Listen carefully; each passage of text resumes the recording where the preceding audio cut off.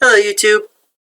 Welcome back to part 2 on the discussion of whether budget controllers are worth it or not. Today I will be reviewing the Beboncool Saitake, I think that's how it's called. It's this one right here. So let's get into the video. The other controllers that I have, they all of them, to work with Call of Duty, there's a little workaround that you have to go with. This one right here, it has this app, Shooting Plus V3. You install the app, it's designed to work with this controller, and what it does is it maps all the physical buttons on the controller to touch inputs on the screen. And so when you push a button on the controller, it basically taps the screen at that location that you determine. Now, the cool thing about the Shooting Plus V3 app is that there are pre-made loadouts. So depending on which game you want to play, PUBG, there's a whole list of them. I'll actually show you that in a second. But depending on what you want to play, it will map those buttons to the default locations on the keyboard, so that way you don't have to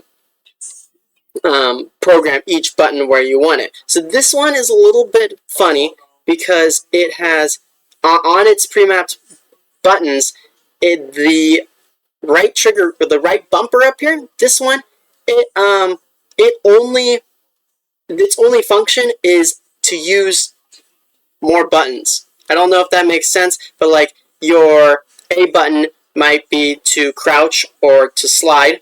Nope, that's A button is jump, B button is normally crouch or slide. And then pressing and holding this and pushing B will then launch your first kill streak, A will be your second kill streak, X will be your third kill streak. This one is expandable.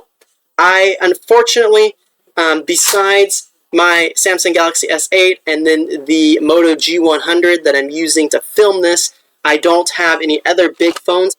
It looks like it opens huge like this, but it's really, well, let me just place the Galaxy in there. That's almost the full expansion of the Galaxy S8. There is maybe a 1/4 inch of room that it can expand more. So it doesn't really expand huge. I could see that there would probably be other phones, the phones that this definitely wouldn't work on. However, it would work on small tablets because the bumpers are only here at the bottom, and the phone can extend out like this, or the tablet could extend out of the top.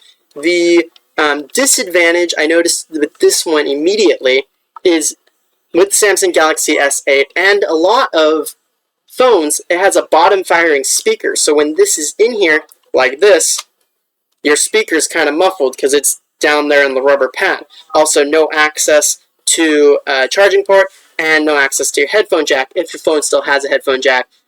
With this one's pretty cool. It has a button right here. It says iOS. I don't think you can see it. You can kind of see it. Obviously, for Apple, it has an Android button here for Android, and then it has an HID feature, and I haven't figured that out. And if you look at this manual, it is someone used, I believe, Google Translate to translate it from Chinese. So let me give a quick demonstration on how that works.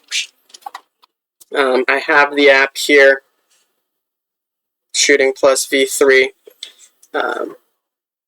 and you have to turn the Bluetooth on your phone. I did notice, I actually haven't tested it with this thing yet, which we'll do that today, but since the phone is running both Bluetooth, Wi-Fi, and the app, I have noticed, it feels to me that the phone gets hotter. So I push the Android button, it's connected now, presets are loaded successfully.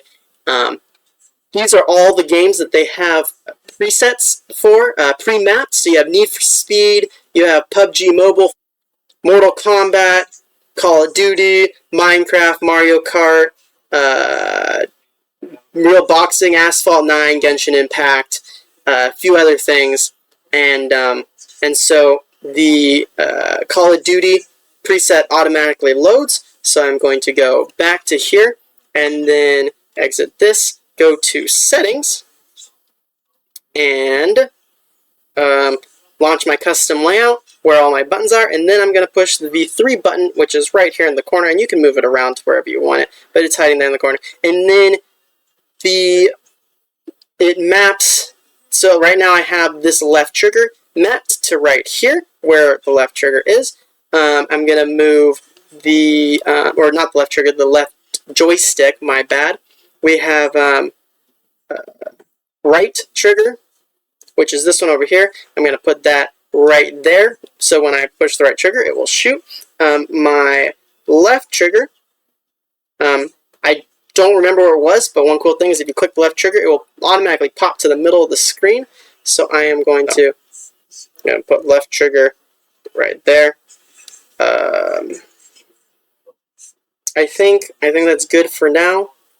We'll test this out as it is, see how that works. So it's kind of hard to tell here.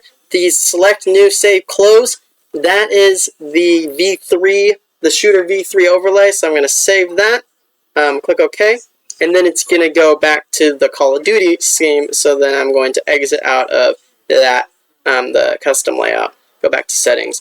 And the things I noticed with this one is it's very comfortable to hold. This one was I bought it for 15 bucks, shipping was $5, so it ended up being 20 bucks. It is very comfortable to hold. It has a very Nintendo Switch-like feel, and it kind of makes the phone look like a mini Steam Deck, but the joysticks are convex, so they bulge out a little bit. They're rounded this way, versus the Xbox joystick, which is like what these ones have, which are concave, so they curve the other way, so your fingers rest inside the dimple, I guess. One of the nice things with the V3 app is you can edit straight from here, but don't push that in a game because then you'll mess up your whole loadout. And then you can also click View, and then it will overlay the buttons on the screen, super tiny. You can like barely see them. Like the RB is, yeah, I don't like. It's not obstructive at all. It's not in the way, but like you can't really touch them and move them around or do anything. They're just kind of there. Yeah, it's almost impossible to see. But let's start one of these matches like this. These joysticks are tiny, kind of Nintendo Switch-like. There's not much movement to them versus an Xbox or a PlayStation controller. But it's kind of fun to hold. The profile of the controller is similar to a normal controller. You have a thicker area here to grab and here as well. It is, when you're holding it, you can wrap your middle pinky finger, ring finger around the controller, and then like this, or hold it like this with your fingers up here on the trigger. And it is fairly comfortable, but it's fairly comfortable. But over time, your hands do tend to get a little numb when you're playing for a really long time. So let's get this one there. Where did it go?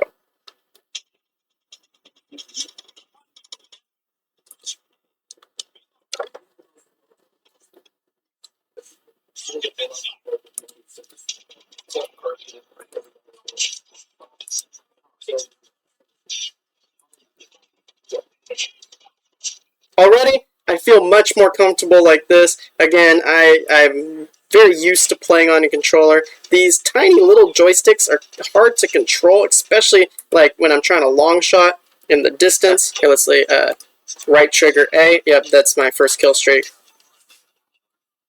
Oh.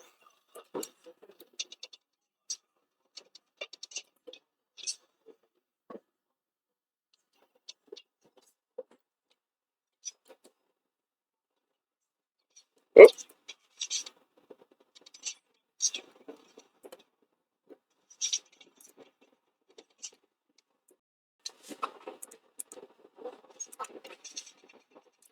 The thing I noticed with this controller is because the joysticks are so short, it is hard to be precise, especially at distance. Like this guy over here, I'm just going to kind of shoot in that general direction and hope I get him.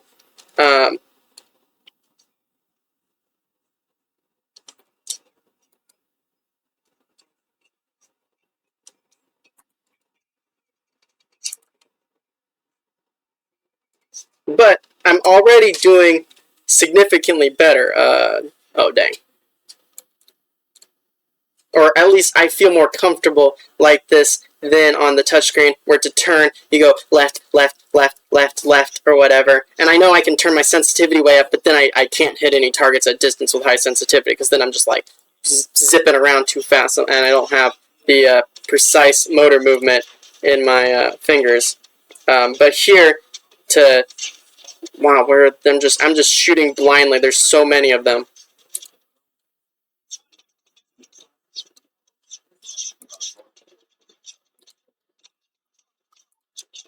How did they get behind me? Where are they coming from?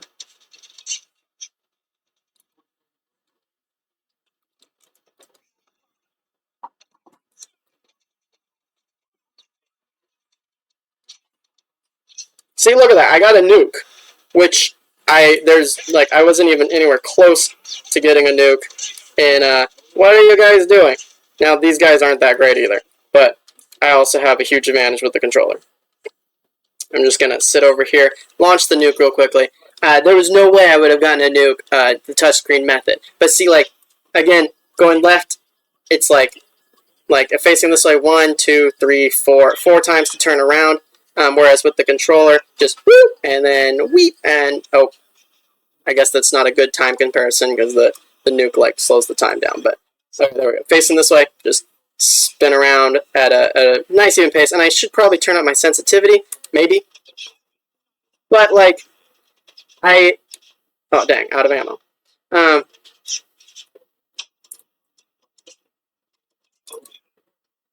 But like again, I'm not good enough at Call of Duty or first-person shooters to be able to hit any targets at any distance. Like that guy. Like it took me a while to. Then this guy, like I don't even know where he went. I can't hone in on him, and I'm out of ammo.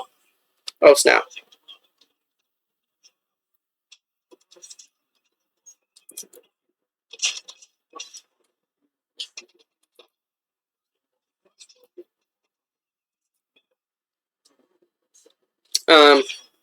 Yeah, my sensitivity I set for really low just because I am not good at hitting at finding targets in the distance. Like when something's really far away and you have to move just a little bit to the left or the right to get it.